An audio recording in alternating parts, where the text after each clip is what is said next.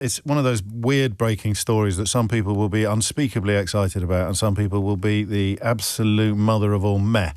But I'm somewhere between the two. A senior Conservative MP close to Kemi Badenoch says they had incontrovertible, one of my favourite words, as you know, evidence that Robert Jenrick was about to defect, including a full speech and media plan. So it's saying we keep a close eye on everyone. We have people everywhere, they tell the BBC, which sounds simultaneously sinister and comical, doesn't it? Like Kemi Badenoch's Stasi, keeping I suppose she did hack into Harriet Harman's House of Commons computer, didn't she? So maybe they are actually operating in a manner comparable to the East German secret police.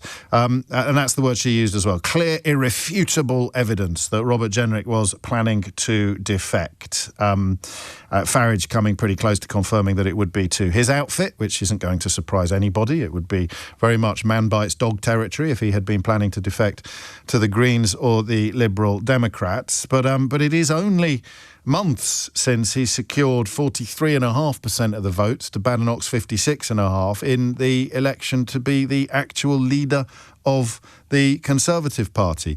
I never know where the line is between ego and principle, but I suspect in Jenrick's case there isn't one. There is no principle. He's like Groucho Marx. I've got principles. If you don't like them, I've got others. He's changed everything, really, about his political DNA in the course of just 5 years in the public eye. It's only 10 minutes ago he'd sort of set himself up as the scourge of fare evaders, which you realise now was part of the racist narrative of hating London because it's such a multicultural success story.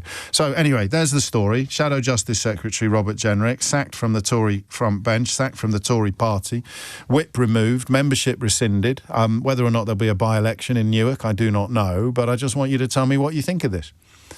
It's my job to come up with the clever questions, and sometimes the news is too fresh to do so. But whether or not this is a nail in the coffin of the Conservative Party, because if they're hemorrhaging people who were running to be leader 10 minutes ago, they've got a particular flavour of problem. Or the problem I've got with this, actually, is that the only way the Tory party survive is by doing away with all the racism.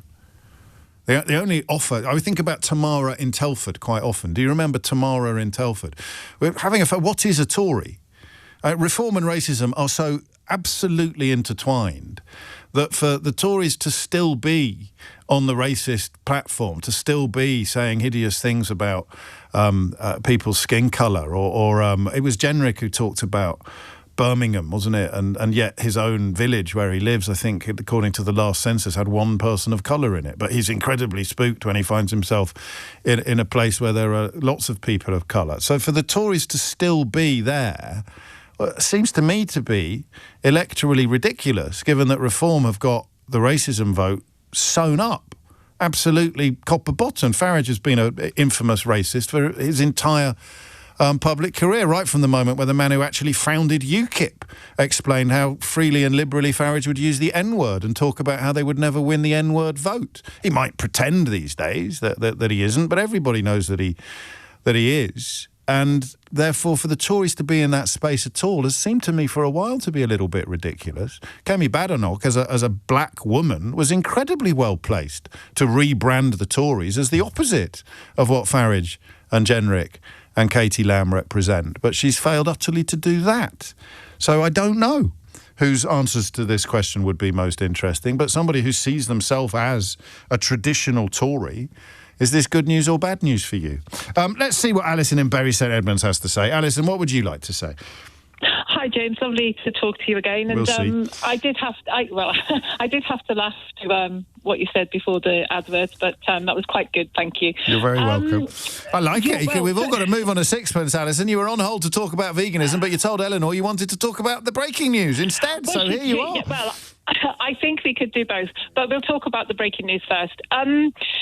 Firstly, your reaction to it coming through was pretty palpable over the radio. I thought I could hear it in your voice, the shock.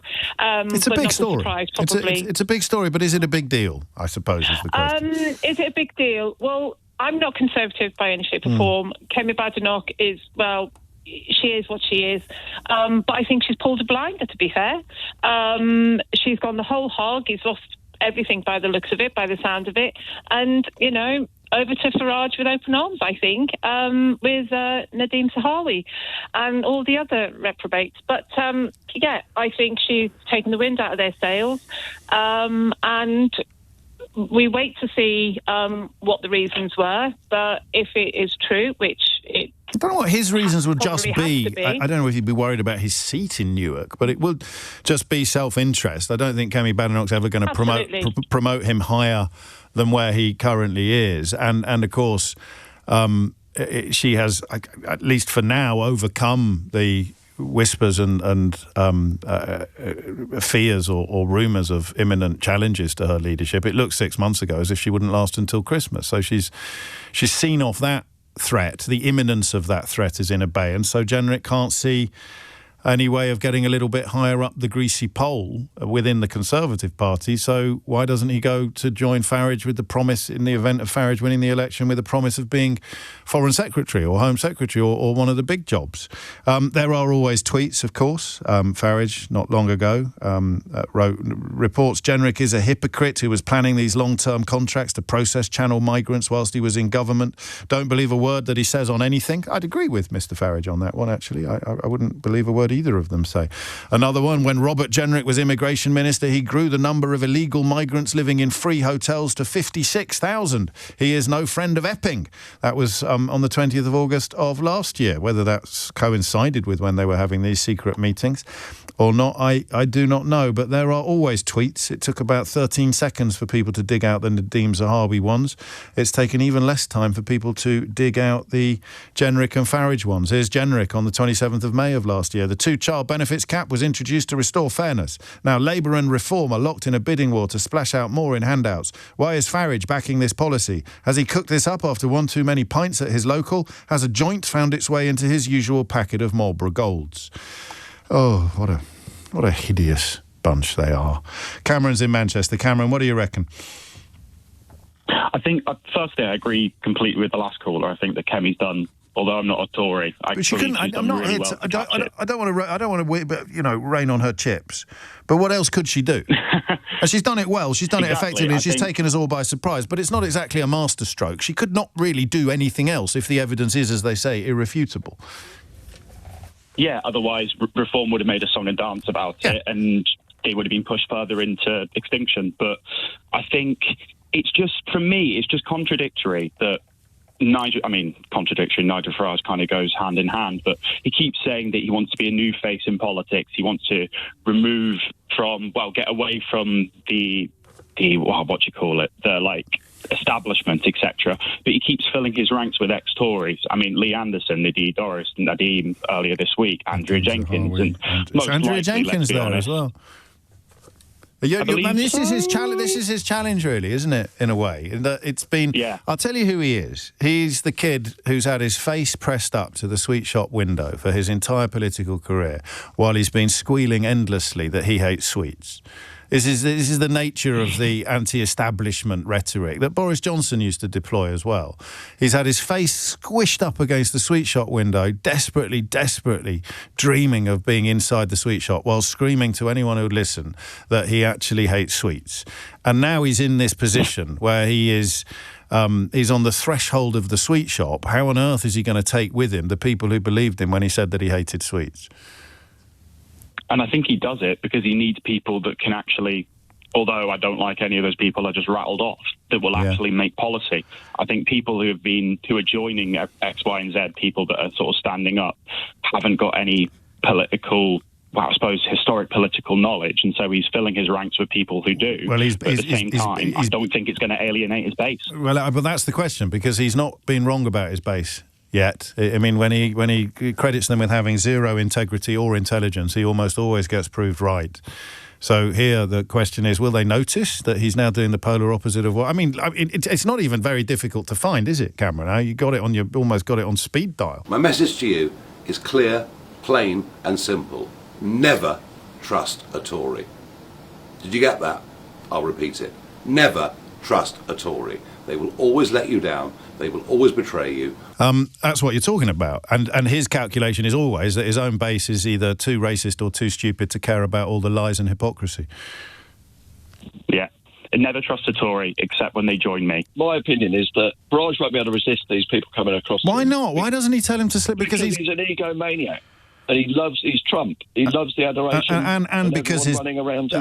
We've seen with the councils that they're all crackpots and weirdos. The people that are ending up in charge of the councils, they can't even agree with each other about what they're disagreeing about. Exactly, but he doesn't mind as long as they think he's a wonderful bloke. He'll go along with it. Yeah, so it is an exercise in knee bending. He's sitting there thinking, having spent all these years waiting for his moment, they're all now coming along and giving it to him. That's interesting. I don't know. I'd be interested if someone asked to defect and they said no. That would be an interesting moment, wouldn't it?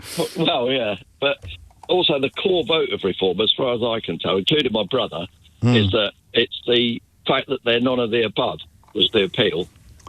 If you just fill it full of ex-Tories, they're going to lose that core appeal. Do you think they are, though? I mean, no offence to your brother, but isn't he getting something from them that goes a little bit beyond none of the above? No, he's pretty much just that. Really? There is an element of... But Farage is Mr Brexit. Farage is Mr Brexit. Well, he agreed with Brexit as well. Yeah, but Brexit was a disaster.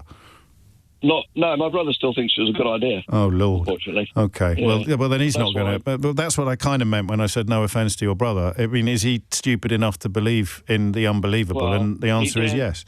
He can't even listen to your programme, to be honest. No wonder he's wrong about everything, Paul. But I don't know. I mean, because all you've got, what he gets with Farage is a chance to pretend that Brexit only went badly because of the Tories being in charge. He gets a chance to pretend that despite Farage thinking Liz Truss's budget was the best thing he'd seen since sliced bread, he gets to pretend that all the things he's voted for, your brother, over the last 14 years. Big Boris Johnson fan, was he, Paul? To a degree at the beginning, but not at the end. No, well, I mean, none of them were at the end, mate, including the Conservative Party. But all of the things he's voted for over the last 14 years, he gets to pretend that he wasn't wrong by putting his lot in with Farage. He'll kill me for mentioning him now. Well, give him my love, won't you? What's his name? Martin. I didn't think you were going to tell me. I was joking. All right, Martin. Well, he's not going to hear, is he? He's never going to know that you mentioned him. 11:53 is the time. But Martin, Paul's brother down in Bude, is a Boris Johnson voter, probably thought that Liz Truss was a genius, and if he didn't, then he was a Nigel Farage fan when Nigel Farage was telling you that Liz Truss was a genius. Probably thought austerity was a great idea. Voted Tory in 2010, probably voted Tory in 2015, certainly voted Tory in 2019. The consequences of all of those votes, disasters that have been visited upon the country, are not the fault of the people that voted for it. It's all the fault of an other. There is a brilliant Brexit, but it goes to a different school, and that is how Farage hoovers up votes from people who I don't personally think will necessarily be alienated by the sort of flotsam and jetsam of failed, flailing and failing Tories migrating towards the only party that has been, or the only party leader who has been a lifelong advocate of racism, as opposed to all these arrivistes, all these people who've only discovered their racism relatively recently and in the aftermath of Brexit. It's 11:54. And Natasha's got a little bit more detail for us, which we shall hear shortly. But before that, Junaid is in Fulham. Junaid, what would you like to say? Hi, good morning to you, James. Thanks very much for letting me on the show again. A third time, I think. It's been fantastic. No, I think what bewilders me and astounds me, and everyone should be astounded, is how quickly Conservative politicians in particular abandon their principles on everything they believe in. Yes. Let's remember that Mr Jenrick shared a platform with Ken Clarke, advocating that we should remain in the European Union, and Liz Truss also did the same with George Osborne at the time of that referendum, and they've gone, and they will do anything to be in the public spotlight. When were they lying? When do you think they even have a brain that works in that way? So in their own head, do you think they were wrong about the European Union, or do you think they were lying then, or do you think they were right both times? They've changed. Go on. They will just go with the flow of the majority opinion in the Conservative Party. So Jenrick doesn't mind about what's happened, because he was going to, maybe he might still be able to challenge Badenoch in June or July for leadership. This has probably discredited him in a way, but I don't know how Tory members will feel about it.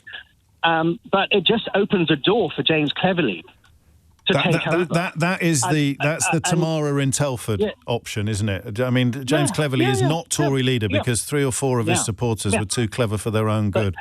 But in my view, if any merger on any grounds happens between the Tories and the Reform, they are both done. They are both finished. Because if you see what's happening in the polls recently, I think Labour and the Tories are going up a bit actually. And Reform have gone down. But anyway, that's just by the way. No, you're right. I mean, what is the big takeaway? That the less principled you are, the more likely you are to be drawn towards Nigel Farage.